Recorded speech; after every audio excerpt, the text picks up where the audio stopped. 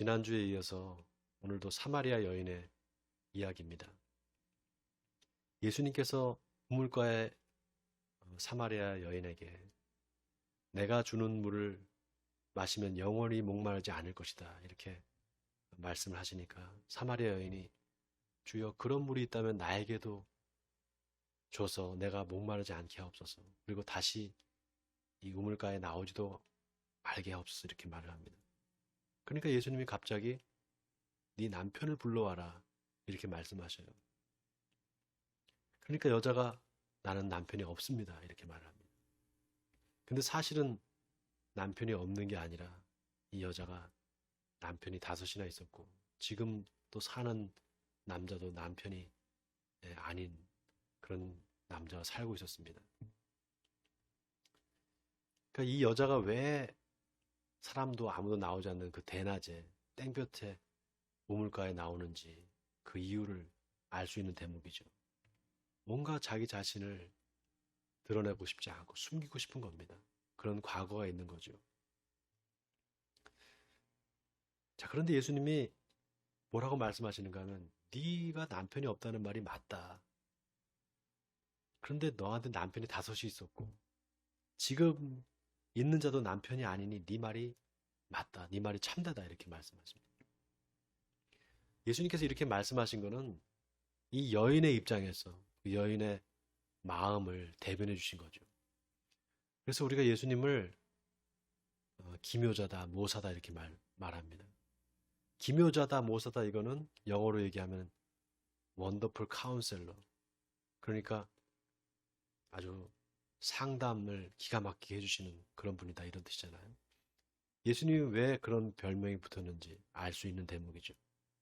여인의 그 마음을 어루만져 주시면서 기분 안 나쁘게 여인의 입장을 대변해 주신 겁니다. 그러니까 여인이 뭐라고 말합니까? 주여, 내가 보니 선지자로소이다, 이렇게 말을 합니다. 그러면서 여자가 뭐라고 말을 하는가 하면 오늘 본문 20절에 우리 조상들은 이 산에서 예배했는데 당신들의 말은 예배할 곳이 예루살렘에 있다 하더이다, 이렇게 말합니다. 자, 여러분 여기 보세요. 갑자기 남편 이야기를 하다가 이 여자가 예배로 화제가 바뀝니다. 어디서 예배를 드려야 됩니까? 이야기의 주제가 예배로 바뀌잖아요. 여러분, 이게 일종의 암시예요.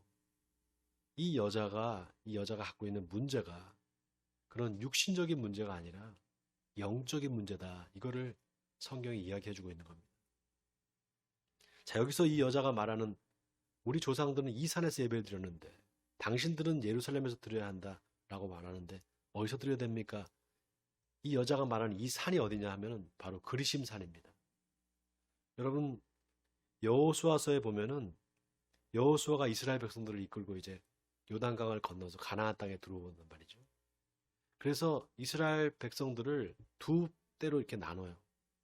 그 반은, 절반은 그리심산 앞에서, 또 반은 에발산 앞에서 이렇게 나눠서 서게 만든 다음에 그 다음에 율법책을 거기서 낭독을 합니다.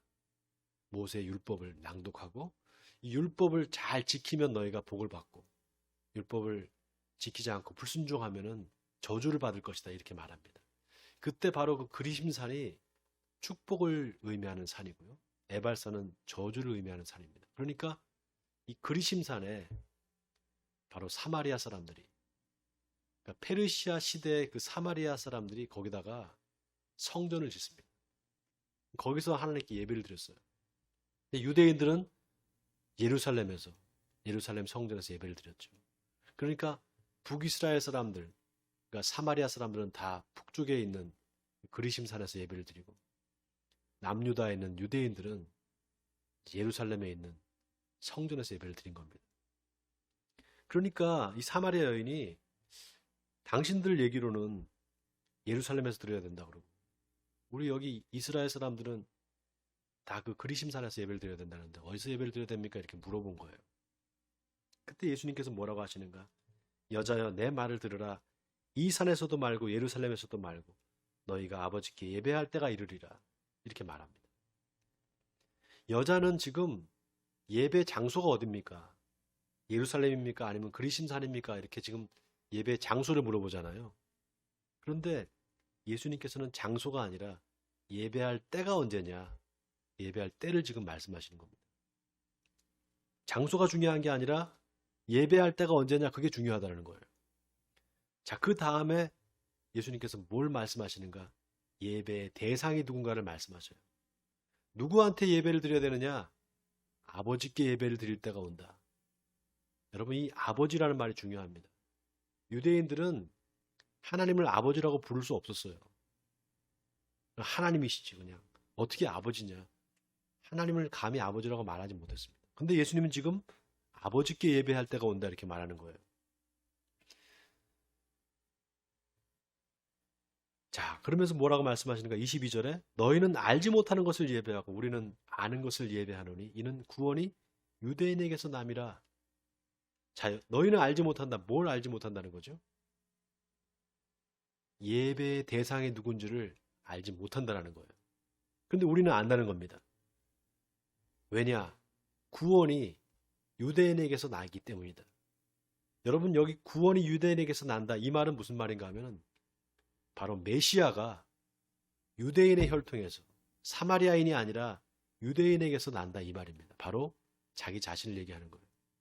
바로 내가 바로 메시아다. 이거를 예수님께서 밝히신 겁니다. 자, 그 다음에 본문 23절과 24절. 자, 우리 같이 한번 읽어볼까요? 23절, 24절을 같이 읽겠습니다. 시작. 아버지께 참되게 예배하는 자들은 영과 진리로 예배할 때가 오나니 곧 이때라. 아버지께서는 자기에게 이렇게 예배하는 자들을 찾으시느니라. 하나님은 영이시니 예배하는 자가 영과 진리로 예배할지니라. 자, 하나님은 영이시니 예배하는 자가 영과 진리로 예배할지니라.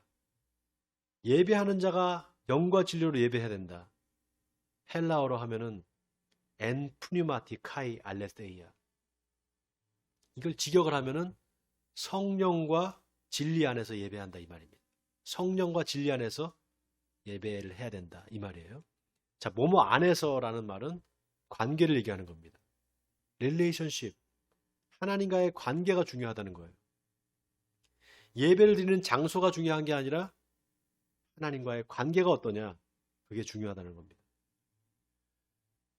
여러분, 교회가 큰 교회가 있고 작은 교회가 있잖아요.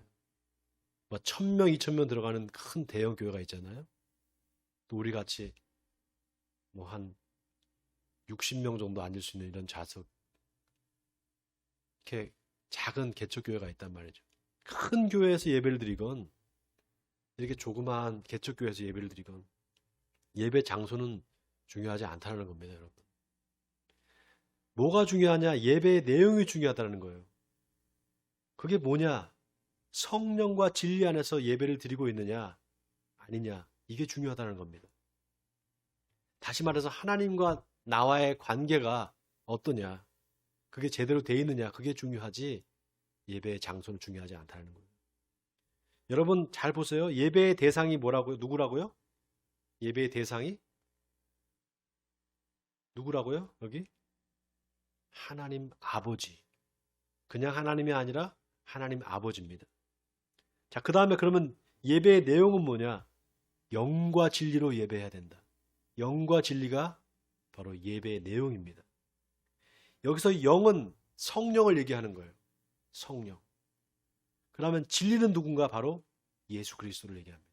그러니까 하나님께 예배를 드려야 되는데 그 예배의 대상은 바로 아버지, 나의 아버지이신 하나님, 그 하나님 아버지께 영과 진리, 성령과 예수 그리스도를 그 예배의 내용 삼아서 드려야 된다 이 말입니다.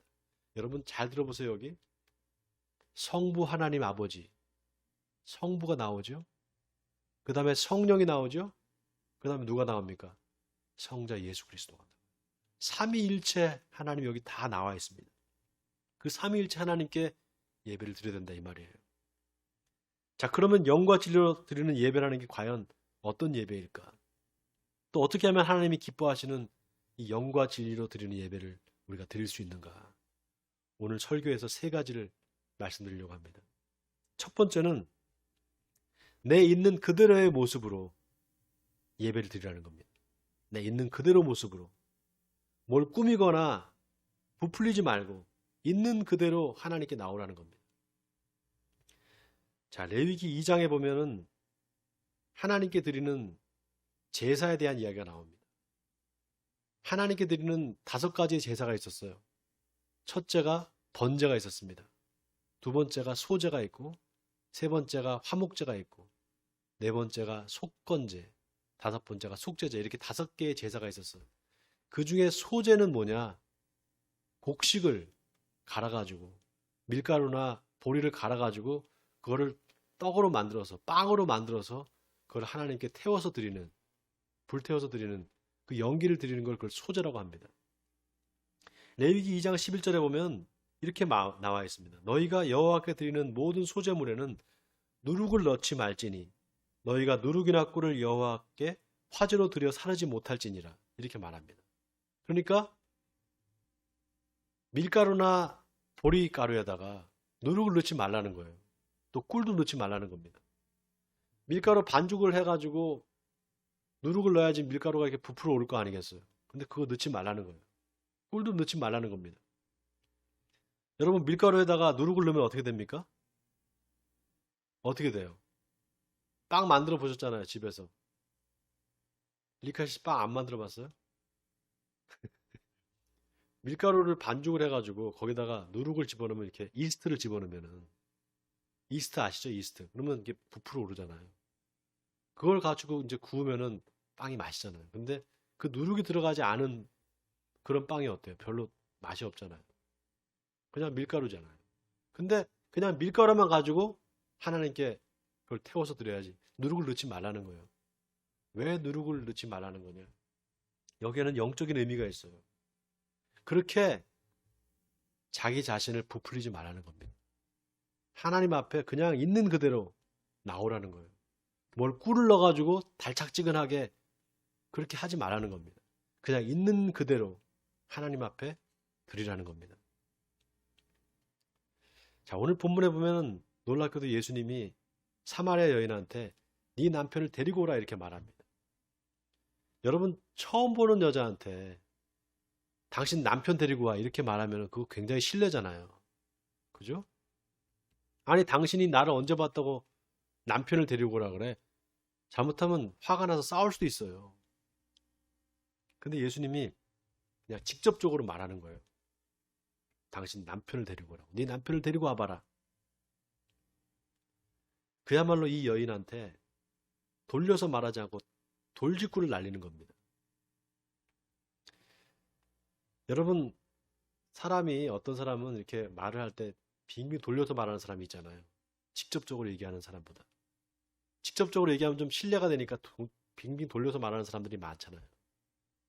근데 여러분, 하나님은 어떤 식으로 우리에게 찾아오시는가? 하나님의 역사는 갑작스럽습니다. 그리고 직접적이고 우발적이에요. 하나님은 예측할 수 없는 방식으로 우리를 찾아오십니다. 성경에 나오는 많은 믿음의 조상들이 그렇게 하나님을 만났어요. 여러분, 믿음의 조상 아브라함 아시죠? 아브라함. 창세기 12장에 보면 하나님께서 갑자기 아브라함한테 나타나셔요. 그래서 너는 내 친척 아베 집을 떠나라. 그리고 내가 지시할 땅으로 가라 이렇게 말씀하십니다. 그 전에 아브라함에 대한 이야기가 하나도 안 나와요, 성경에. 그냥 갑자기 어느 날 하나님이 아브라함을 찾아오시는 거예요. 우발적으로. 또 사사기에 보면은 기드온의 이야기가 나옵니다. 어느 날 갑자기 그 타작마당에서 포도즙 틀에서 타작을 하는, 타작마당이 아니라 타작마당에서 타작을 하면 사람들이 보잖아요.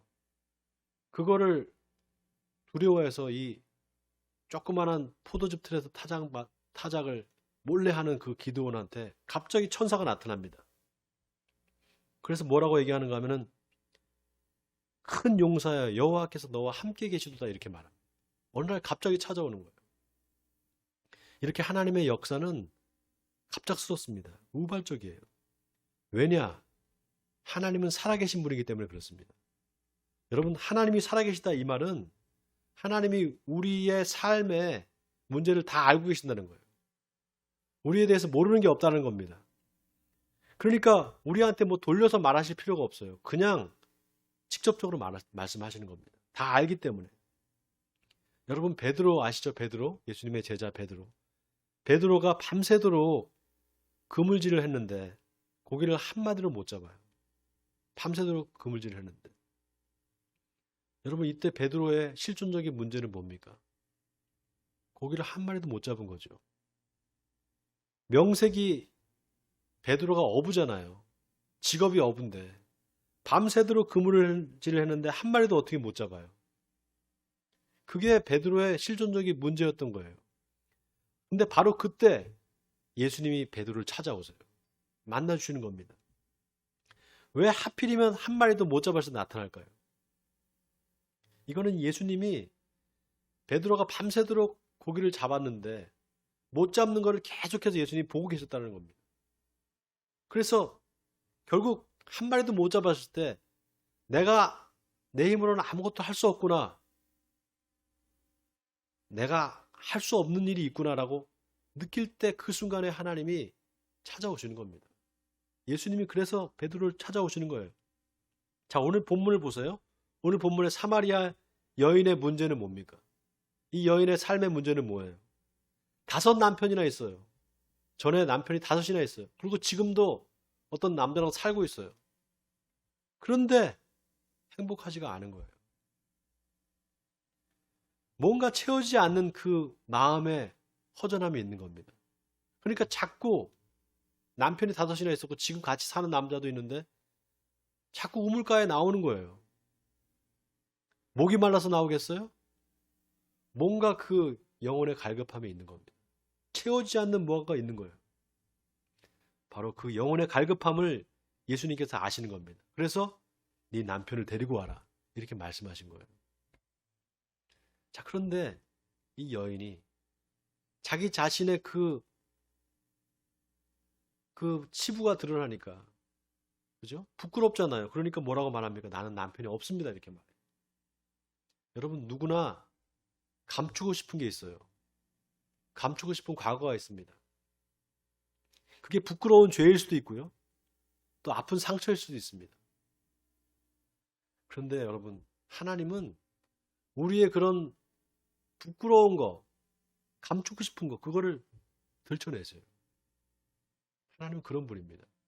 하나님 앞에서 우리의 모든 죄가, 우리의 모든 허물이 적나라하게 다 드러납니다. 왜 하나님께서 그렇게 하시는가? 그렇게 해야만 하나님을 우리가 만날 수 있기 때문입니다. 그렇게 해야만. 여러분 하나님은 우리 문제를 다 알고 계세요. 하나님은 모르시는 게 없는 분입니다. 전지전능하신 하나님이세요. 그러니까 하나님 앞에서 우리가 뭐 아무것도 조그만 것도 숨길 수가 없습니다. 여러분 이거 아멘입니까? 우리가 이 사실을 확실히 알면은 우리 삶이 바뀌게 돼요. 이거를 모르기 때문에 하나님이 나에 대해서 다 알고 계신다는 걸 우리가 모르기 때문에, 그리고 내가 뭔가 말을 안 하면 하나님이 모르실 거야 이렇게 생각하기 때문에 우리 삶이 바뀌지 않는 겁니다. 제가 신학교를 다닐 때 구약을 가르치던 교수님이 계셨어요. 이름이 왕대일 교수님입니다. 성이 왕씨예요. 근데 이분이 수업 중에 하신 말씀이 있는데 지금도 아직 기억나는 게 있어요. 뭐라고 말씀하셨는가 하면, 여러분 우리가 성경을 하나님의 말씀이라고 생각하잖아요. 그리고 우리가 성경을 읽잖아요. 그죠? 성경 우리가 읽잖아요. 우리가. 그런데 그분이 뭐라고 하시는가 하면, 우리가 성경을 읽는 것 같지만 그게 아니라는 거예요. 성경이 나를 읽는다는 거예요. 성경이. 마치 거울에, 우리가 거울을 보면 내 모습이 그대로 비추는 것처럼 마치 성경이 그렇게 나를 비춰주는 거울과 같다는 겁니다. 여러분 하루에 몇 번 거울 보세요? 네? 하루에 몇 번이나 거울을 보세요? 서진아, 하루에 몇 번 거울 봐? 10몇 번? 오, 많이 보네. 그렇게 많이 봐? 아침에, 최소한 아침에 일어나서 세수할 때는 자기 얼굴 보잖아요. 그죠? 자, 그러면은 세수할 때 얼굴 보면 어때요? 머리가 막 헝클어져 있고. 그러면 빗으로 머리를 좀 빗고 단정하게 하고 또 얼굴에 뭐가 묻어있으면 이렇게 닦아내잖아요. 그렇죠? 거울을 봐야지 내 모습을 알 수 있어요. 거울을 안 보면 내 모습이 어떤지 모릅니다. 여러분, 여기 아주 중요한 진리가 있어요. 여러분, 하나님이 나의 모든 걸 다 알고 계세요. 그런데 정작 나는 내가 누군지 모릅니다. 거울을 보기 전까지는. 정작 내가 누군지를 몰라요. 제 신학교 동기 중에 정신병원 의사가 있어요. 정신과 의사가. 정신병원 원장이에요. 근데 저랑 가끔 만나서 이제 같이 차도 마시고 이야기를 하는데 자기 병원에 16살 먹은 여자아이가 있다는 거예요. 16살이면 지금 고등학교 1학년인가요? 그죠? 고등학교 1학년인가 2학년인가? 중학교 3학년인가? 그 16살짜리 여자아이가 있는데 얘가 정신병원에 왔다는 거예요.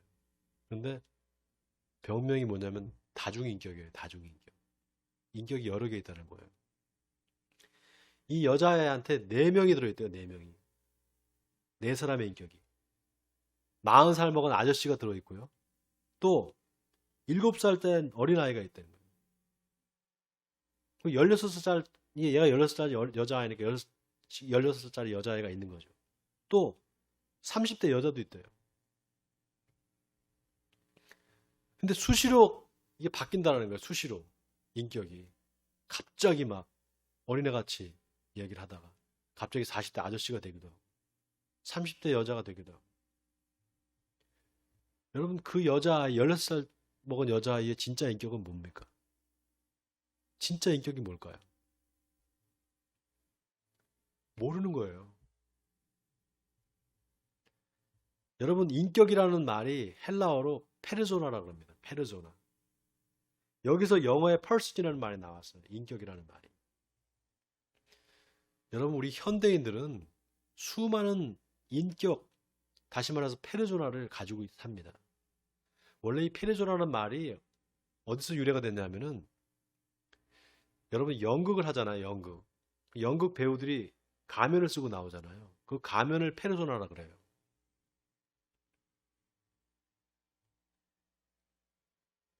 내가 여러분 누군지 모릅니다. 여러분이 여러분을 잘 아는 것 같죠? 아니에요. 내가 누군지 내가 몰라요. 어떻게 하면 내 모습을, 진짜 모습을 볼 수 있느냐? 하나님의 말씀에 나를 비춰봐야 돼요. 마치 거울을 보면 내 얼굴이 비춰지는 것처럼 하나님의 말씀에 나를 비춰봐야 그때 비로소 내가 누군지를 알게 됩니다. 여러분, 빌립보서 3장 8절에서 사도 바울이 뭐라고 고백했는 줄 아세요? 내가 그를 위하여 모든 것을 잃어버리고 배설물로 여김은 그리스도를 얻고 그 안에서 발견되려 합니다. 이렇게 말했습니다. 이 말은 무슨 얘기인가?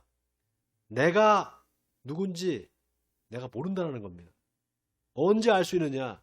예수 그리스도를 만나면 그때 내가 누군가를 알 수 있다는 거예요.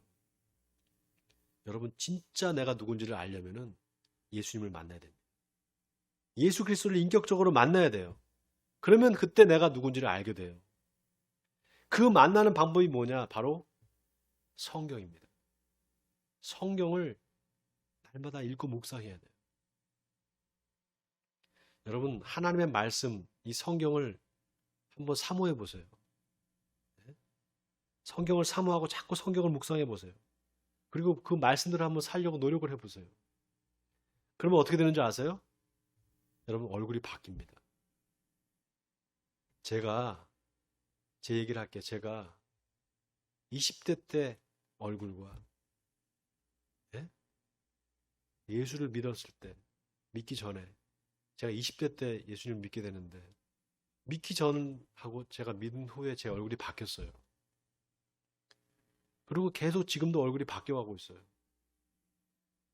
사람의 얼굴이 바뀝니다, 여러분. 어떻게 바뀌느냐? 점점 하나님의 형상을 닮아가게 돼요. 하나님의 말씀을 사모하는 사람, 하나님의 말씀대로 살려고 하는 사람, 그 사람은 예수님의 형상을 닮아가게 됩니다. 원하기는 하나님의 말씀이 여러분의 모습을 비추는 거울이 되기를 바랍니다. 자꾸 그 거울을 날마다 보기를 바랍니다. 그래서 여러분의 모습이 주님의 형상을 닮아가게 되기를 예수님의 이름으로 간절히 축원드립니다. 자, 어떻게 하면은 그러면 하나님이 기뻐하시는 예배를 드릴 수 있을까? 두 번째는 우리 몸을 하나님이 기뻐하시는 거룩한 산 제물로 드리는 겁니다. 우리 한번 따라해 볼까요? 하나님이 기뻐하시는 거룩한 산 제물로 드리자. 네, 이 거룩한 산 제물, 이 말이 의미심장한 말입니다. 여러분, 하나님께 드리는 예배는 거룩해야 돼요. 거룩해야 됩니다. 왜냐? 하나님은 거룩한 분이기 때문에 그래요. 내가 거룩하니 너희도 거룩하라 하나님께서 말씀하셨어요. 이스라엘 백성들한테. 자, 그럼 거룩한 예배를 드리려면 어떻게 되느냐? 내가 거룩해져야 되는데, 그럼 내가 이제부터 열심히 노력해서 거룩해져야 되겠다. 여러분, 그거 안 됩니다. 안 돼요. 왜냐하면 거룩이라는 말 자체는 하나님께 속해 있는 말이지 인간에게 속해 있는 말이 아니에요. 그래서 우리는 아무리 거룩해지려고 노력해도 거룩해질 수가 없습니다. 딱 한 가지 방법이 있어요. 하나님께서 우리를 거룩하게 구별해 주시면 그때 우리가 거룩해질 수 있어요. 여러분, 이게 중요합니다. 미디안 광야에서 장인의 양을 치던 모세가, 장인 이드로의 양을 치던 모세가 시내산 가까이 갔을 때 하나님을 만나게 돼요. 떨기나무에 불이 붙었는데 나무가 타지 않는 겁니다. 그래서 모세가 신기해서 가까이 가는 거예요. 그러니까 음성이 들려오는 겁니다. 모세야, 모세야, 네가 서 있는 곳은 거룩한 곳이니 네 발에 신발을 벗어라. 하나님의 음성이 들리는 거예요. 그 음성을 듣고 모세가 신발을 벗습니다.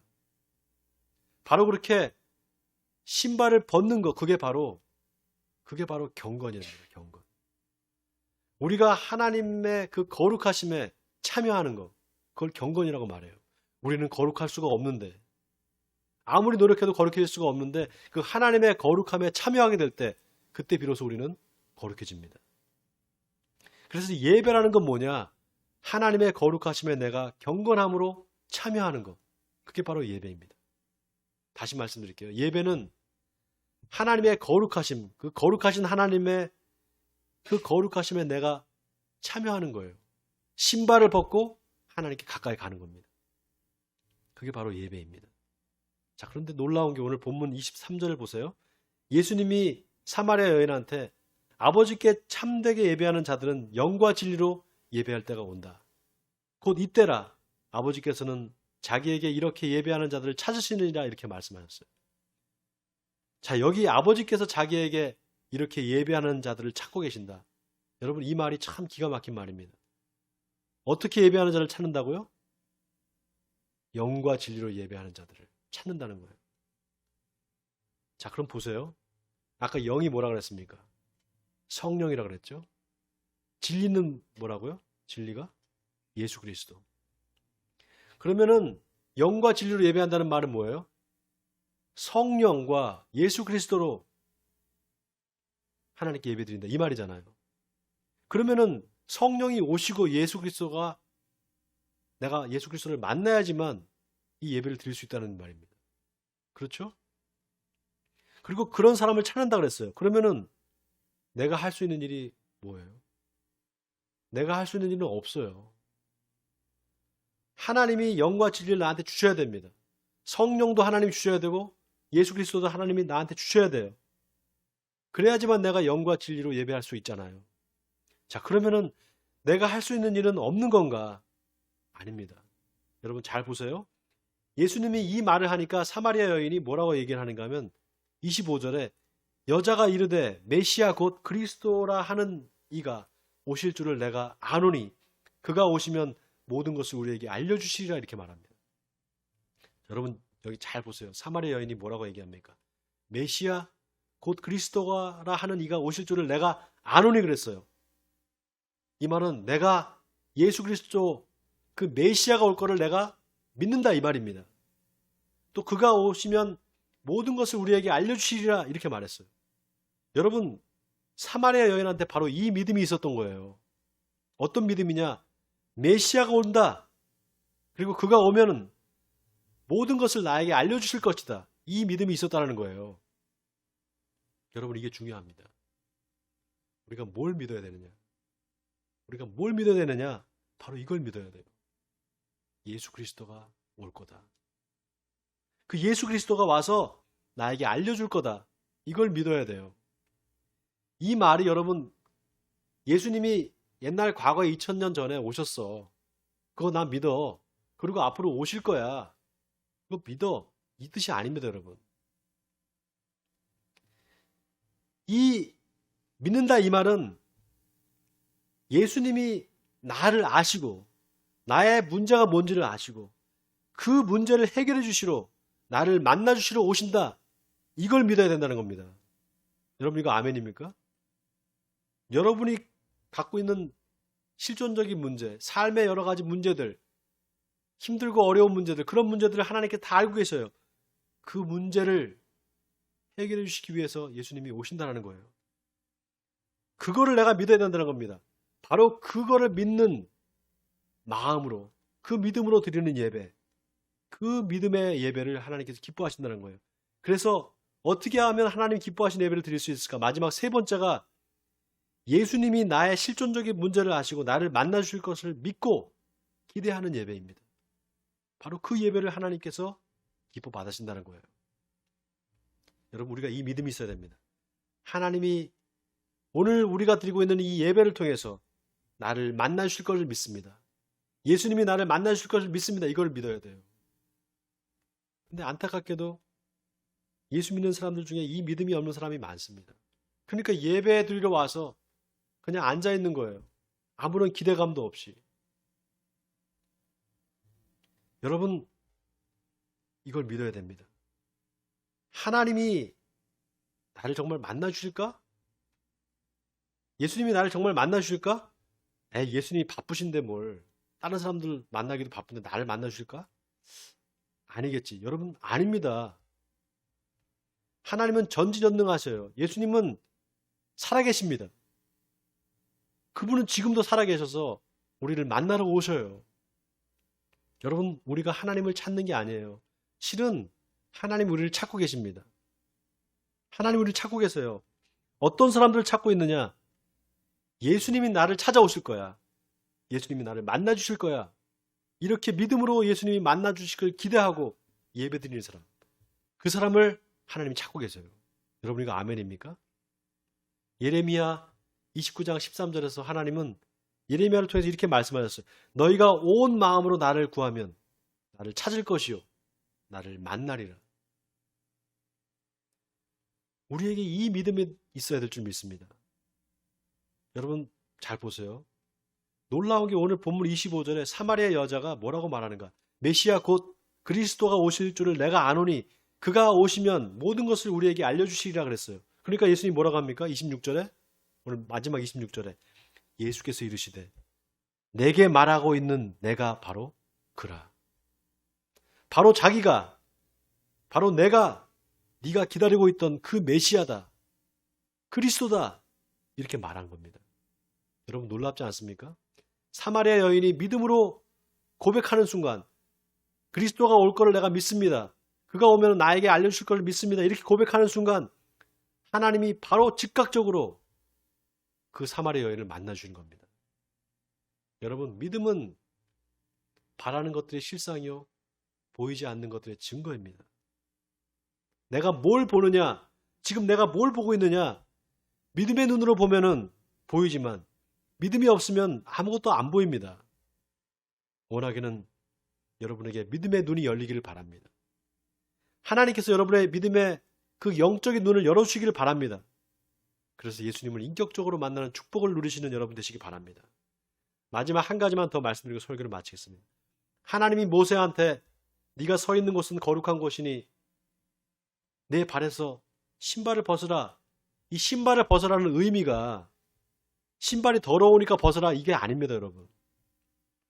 오히려 냄새나고 더러운 네 그 발을 신발로 감추지 말라 이 말입니다.